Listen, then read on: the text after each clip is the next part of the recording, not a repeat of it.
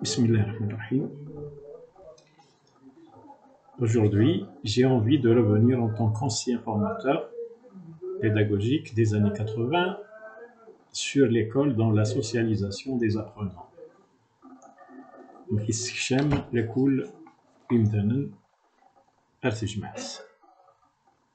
En tant qu'agent social initial, primordial, au profit surtout des enseignants et parents d'élèves qui ignorent certaines démarches pour faire une brève analyse sur le fait sociologique à différentes échelles et contextes. C'est une communication au profit des parents et des enseignants pour pouvoir un petit peu s'en imprégner sur le rôle de la socialisation de l'école. Au départ, j'entame ma communication sur le sujet avec la définition de la sociologie en tant que discipline inhérente aux sciences sociales, autrement dit, en tant que discipline scientifique qui mérite toute notre attention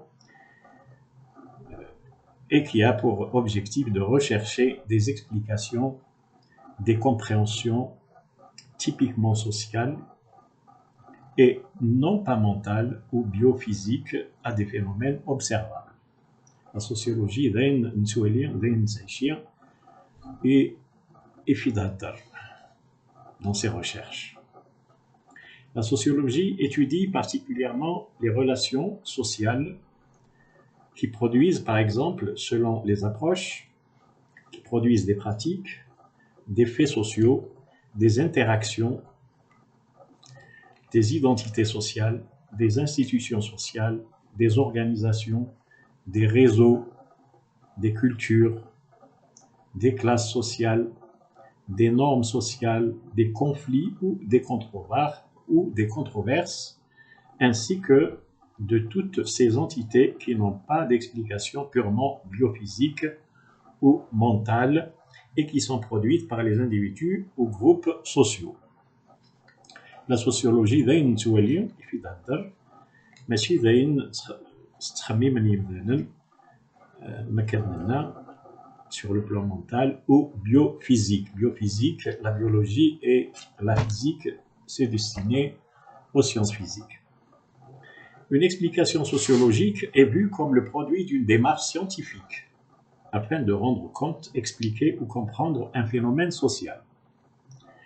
Le savoir sociologique, par sa méthodologie, se distingue du sens commun.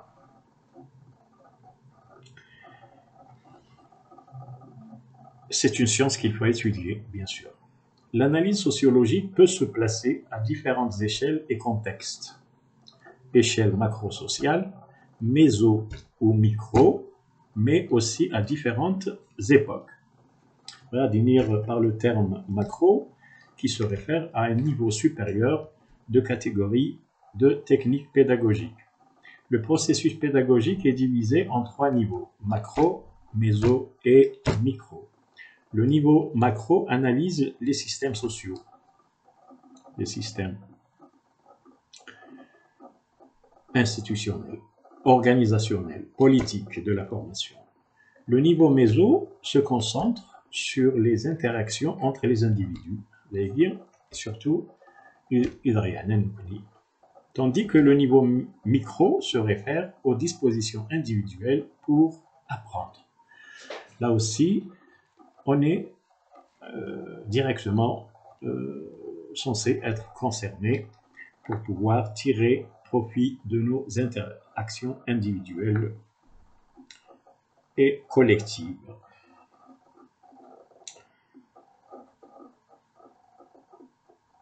Le terme macro se réfère au niveau supérieur à des catégories de techniques pédagogiques.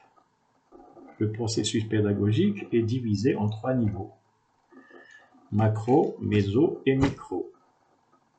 Le niveau macro analyse les systèmes sociaux, institutionnels, organisationnels et politiques de la formation. Le niveau méso se concentre sur les interactions entre les individus, tandis que le niveau micro se réfère aux dispositions individuelles pour apprendre. je me répète. La recherche sociologique informe les personnalités politiques et les autorités publiques, les éducateurs, les travailleurs sociaux, les législateurs et de nombreux autres organismes et décideurs, ainsi que tous ceux intéressés par la résolution de problèmes sociaux. La sociologie intervient donc pour étudier tous ces phénomènes de la société pour pouvoir régler des problèmes. De nombreux sociologues sont aujourd'hui employés par des institutions publiques, des collectivités territoriales ou des entreprises privées pour une fin d'expertise ou de consultance, qui manquent malheureusement de visibilité pour une meilleure lecture pratique. De nombreux sociologues sont aujourd'hui employés par les institutions publiques, des collectivités territoriales ou des entreprises privées pour une fin d'expertise ou de consultance, je viens de dire, qui manquent malheureusement de visibilité pour une meilleure lecture pratique. Ce sont les experts en consultance qui peuvent nous aider à traiter certains problèmes d'ordre socio-culturel et éducatif. La socialisation étant un processus par lequel un être biologique est transformé en un être social propre à une société déterminée. La socialisation implique l'acquisition des normes, des valeurs, des rôles et des comportements sociaux par les individus. Donc l'école, à travers les contenus socio-éducatifs, apprend aux enfants à des comportements et des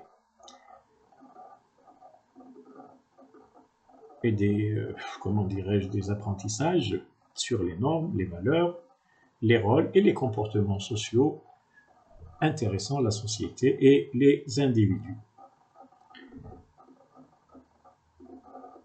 Qu'est-ce qu'un agent social aujourd'hui? Un agent social, les agents sociaux sont des personnes qui amplifient votre message en partageant votre contenu. Ce que Facebook et autres médias aujourd'hui sont en train de faire. Ils vous présentent à des clients potentiels, à la fois hors ligne et en ligne. Les agents sociaux ne feront peut-être jamais affaire avec vous, mais ils adorent vous recommander à d'autres. C'est le rôle de la publicité et des consultants sociaux.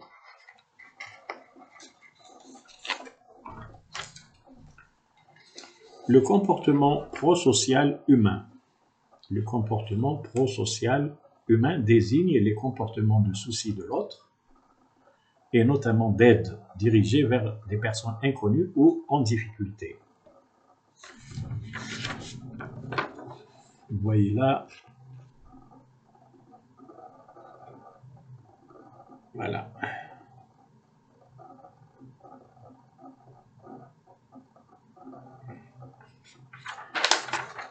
Vous voyez ici donc l'aide à un sans-abri qui est un comportement pro-social.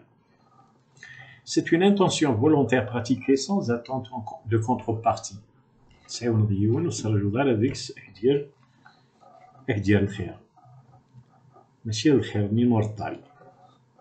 Il vise à aider, soutenir, réconforter, c'est-à-dire d'apporter un avantage, améliorer le bien-être physique, social, psychologique de l'autre. Il s'agit souvent d'une réponse positive à la souffrance émotionnelle d'autrui, qui passe par l'empathie, puis le don, le partage et la coopération. Voilà, l'empathie,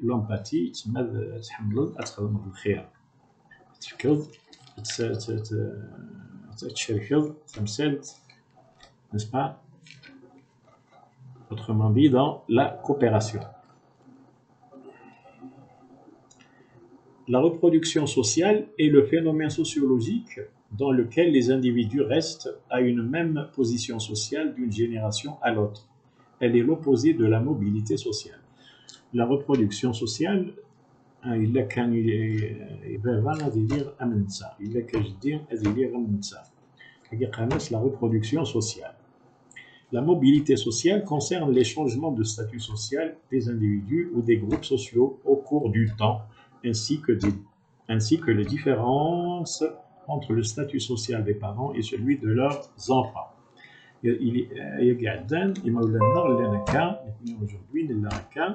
Donc,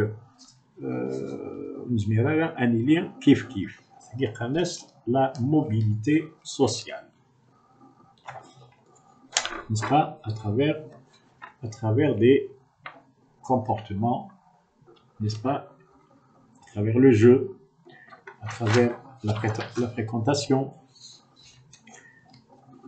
Ce que je n'ai pas dit, la socialisation est un concept central en sociologie qui a connu des approches variées depuis les travaux fondateurs d'Émile Durkheim.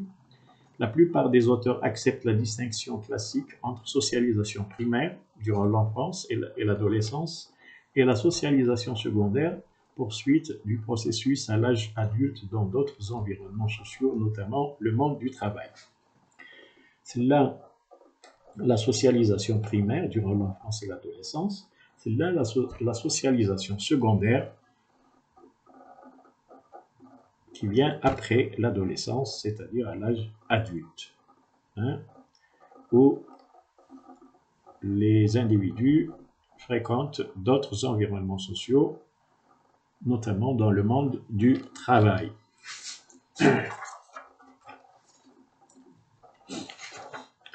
Toutefois, la socialisation n'est jamais achevée et chaque nouveau rôle ou statut auquel un individu est socialisé au cours de sa vie est susceptible de remettre en question ou de transformer ses acquis antérieurs. Voilà un mécanisme XUDIL خاطر يحفظ أفيال. Jeux collectifs, par exemple, éventuellement collaboratifs, contribuent à la socialisation. Des jeux organisés, n'est-ce pas? Des sorties dans les parcs, des sorties au théâtre, des sorties au cinéma, des sorties. Au sein de l'environnement, de la protection de l'environnement, les enfants apprennent à se conduire. Processus de socialisation. Il débute dès la naissance et se déroule généralement dans la société à laquelle appartient l'enfant. Mais il se poursuit tout au long de la vie pour s'achever jusqu'à la mort. À la mort. Les sociologues distinguent deux grandes phases de socialisation, primaire et secondaire. Primaire, de la naissance jusqu'à la fin de l'adolescence, qui façonne durablement la personnalité des individus et où l'enfant acquiert des normes et des valeurs. Elle est assurée par le groupe primaire de l'individu, sa famille ou éventuellement ceux qui la remplacent, l'école, le groupe, pendant sa prime enfance. C'est là, les crèches, les écoles privées, il y a l'école publique, il y a les clubs de lecture, sportifs, culturels. Toutes ces entités sociales contribuent à la formation de l'enfant jusqu'à l'adolescence. Au-delà de l'adolescence, c'est la socialisation secondaire qui entraîne une reconstruction de l'identité individuelle durant l'âge adulte et jusqu'à la mort. La socialisation secondaire entraîne une reconstruction de l'identité individuelle. Une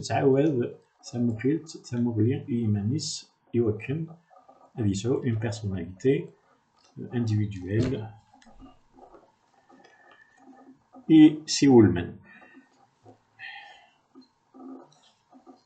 À propos des instances multiples, plusieurs agents interviennent aux différentes étapes de ces processus. La famille est sans doute l'instance de socialisation la plus déterminante puisqu'elle est chronologiquement la première.